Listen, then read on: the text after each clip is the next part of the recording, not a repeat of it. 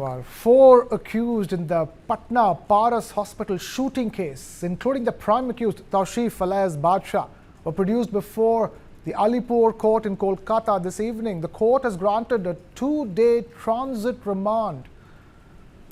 Earlier, Kolkata's police chief prosecutor had sought a 2-day transit remand on behalf of the Bihar police. For 2 days. Means they have to produce in Patna court On day after tomorrow, within 5 p.m. For 2 days. For 2 days. Means they have to produce in Patna court On day after tomorrow, within 5 p.m. The case pertains to the broad daylight murder of gangster Chandan Mishra, who was shot dead inside the ICU of Paras Hospital in Patna on the 17th of July. Mishra, a parolee from the Beor jail with over 24 serious criminal cases, including more than a dozen murders, was undergoing treatment when a group of unidentified gunmen stormed the hospital and opened fire, killing him on the spot.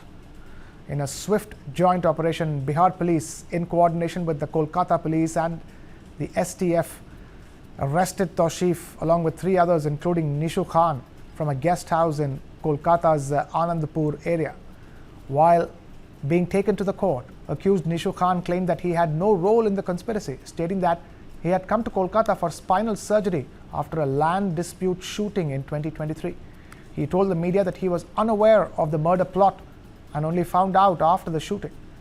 When the STF, or the Special Task Force, raided his premises and arrested him along with his medical staff and girlfriend.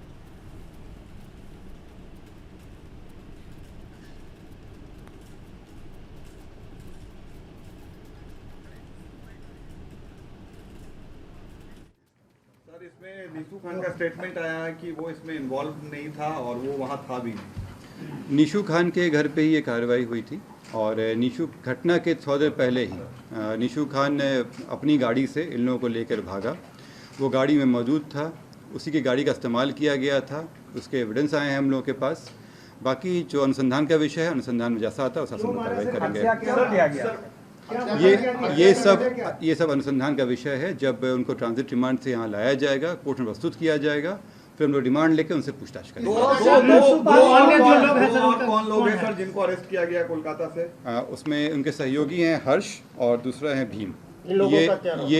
ये निशु के साथ में रहते थे और निशु को पूर्व में गोली लगा था, इसलिए उसके केयर टेकर के रूप में ये लोग थे।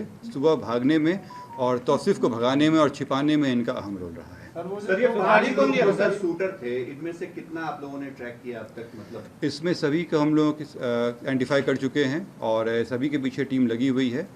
जो मेन थे तौसीफ, इनकी गिरफ्तारी हो गई है, बाकी लोगों पे भी जल्द ही कार्रवाई। मतलब 4 शूटर अभी भी फरार हैं। और जैसे मैंने कल बताया था आप लोगों को, इन्फॉर्मेशन भी दिया था कि 3 के विरुद्ध हम लोग इश्तिहार लिए थे, इसमें से 1 तो पकड़ा गए हैं, 2 के विरुद्ध इश्तिहार का मिला।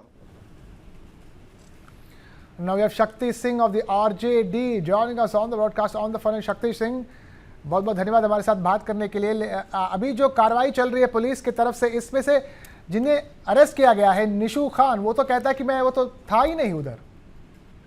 पहले भी आपने यहाँ देखा होगा बिहार के अंदर में पटना राजधानी जो सबसे बड़ा हृदय है कैपिटल का, वहाँ हत्या हुई थी। इसी तरह के नाम भी आए हैं जिनको लोग पकड़े हैं, जिसकी पिक्चर की कहीं से मिलावट नहीं हो पा रही है, मिलान नहीं हो पा रही है।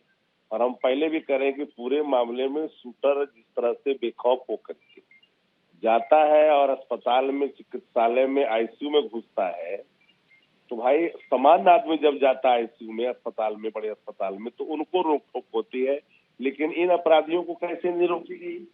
और पूरे मामले में यह भी सबको ज्ञात है कि राजा बाजार जहां पर यह घटना घटी, ऑलरेडी 112 जो वाहन है पुलिस की लगी रहती है और वहां पर चेक पोस्ट की तरह काम करती है पुलिस। बावजूद भी अपराधी जाता हो और पुलिस कह रही है कि इन्वेस्टिगेशन ऑलरेडी ऑन गोइंग है और हमने इश्तेहार की बात कहा कि इश्तेहार लिया है और कई कुछ खिलाफ लेना है और ले भी रहे हैं और मेन कल्प्रिट को पकड़ने की बात करते हैं। बिहार असल है क्या ना, अपराधी जो मूल है, वो मूल अपराधी के तह तक शासन जाना नहीं चाहता और यही कारण है कि हम लोग लगातार ये एलिगेशन नहीं बल्कि हकीकत है कि सत्ता संरक्षित ये अपराध फल फूल रहा है। और बिहार में आज ही देखिए ना, आज ही जैसे देखिए कल और आज की घटना मिलाइएगा, अब गया में डॉक्टर की हत्या, लगातार इसे मानो कि तालिबानी हुकूमत चल रही है बिहार के अंदर में, कोई कानून का राज नहीं है, जिसको जहां आता है वो कत्लेआम करता है। यह कह दे तो अतिशयोक्ति नहीं होगी कि बिहार में सरकार मौतें बांट रही है।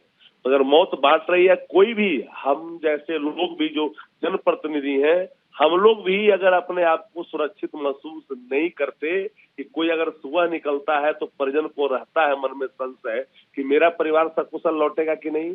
जो भय की स्थिति पूरे वीडियो में देखी गई, नेशनल चैनलों में भी दिखाया गया कि अपराधी भाग रहे हैं और पढ़ने वाली बच्चियां जिस तरह से छुप रही है घरों में, एक भय का, खौफ का वातावरण अगर बिहार में उत्पन्न होगा और शहर जहां मुख्यमंत्री, डीजी से लेकर सब लोग रहते हैं, वहां की हालात अगर बद से बदतर होगी तो कल्पना की जा सकती है कि बिहार में कोई कानून का राज नहीं है, ये तालिबानी राज है। और इसलिए मैं कहता हूं कि गुंडा राज में बिहार है, बिहार में गुंडा राज करना भी ठीक नहीं है। मैंने गुंडे राज में बिहार है, तो ये हालात बनाया है। इसके मूल कारणों में जाने के बजाय लोग पॉलिटिकली बात करते हैं। मुख्यमंत्री अचेत हैं। हमने बार बार कहा कि once upon a time there was Nitish Kumar, now here is Nitish Kumar. काफी डिफरेंस है। अब नीतीश कुमार है नहीं, वो उनको पता ही नहीं है कि कहाँ हत्या हो रहा है, उनको यह भी पता नहीं है कि कौन क्या कर रहा है। वो आदमी, तो ये हकीकत है और इन हकीकतों की पड़ताल करनी चाहिए। और एक इसकी रिस्पॉन्सिबिलिटी, चूंकि लाडले मुख्यमंत्री है प्रधानमंत्री जी, अब प्राइम मिनिस्टर बार बार कहते हैं कि लाडले मुख्यमंत्री, तो डबल रिस्पॉन्सिबिलिटी बनती है। चूंकि बार बार बिहार प्रधानमंत्री जी भी आ रहे हैं और प्रधानमंत्री जी एक शब्द जंगल राज का नहीं बोला, क्योंकि उनको पता है कि बिहार में एस्टैब्लिश हो चुका है, इसलिए उन्होंने एक शब्द नहीं कहा। उनके चेहरे पर कोई खुशी नहीं थी। तो मेरा मानना है कि बिहार बिल्कुल अभी खौफ के साये में है। हर व्यक्ति, जर्नलिस्ट से पूछिएगा, जर्नलिस्ट भी खौफ के साये में जी रहा है। उनको भी लगता है कि हम, कई हमारे सीनियर जर्नलिस्ट जो हमारे साथ हैं, तो ये हालात है बिहार के अंदर में। और बिहार अपराधियों की पूरी पकड़ में है, जकड़ में है और अपराध पूरी तरह से बेकाबू है। और मैं कहता हूं कि अपराधी विजय हो चुके हैं बिहार में, और इस तरह से विजय हो गए हैं कि सम्राट बना लिया है, कि सम्राट का रूप धारण कर लिए हैं। तो यही हमारी अंतिम टिप्पणी है कि गवर्नेंस नाम की कोई चीज नहीं है बिहार में। Thank you, Shakti Singh of the RJD, for joining us. Let's listen to what Nishu Khan had to say. करने के बाद हमको पता है। क्या बोला भाई आपको? कि भैया हम ऐसा कर दिए। नहीं, हमको कुछ नहीं पता। तो भैया ने कुछ नहीं बोला जब बोला कि मर्डर किया है? कुछ नहीं, कुछ किया नहीं, है कुछ ये नहीं बोला? कुछ नहीं। से सही हम लेटे ही हुए थे, कल अचानक से STF की रेड पड़ी और उसमें से हम अरेस्ट हुए, मेरा नर्सिंग स्टाफ, केयर टेकर और तौसीफ। और आपका गर्लफ्रेंड भी था? और मेरी गर्लफ्रेंड शायद नीचे से अरेस्ट हुई है।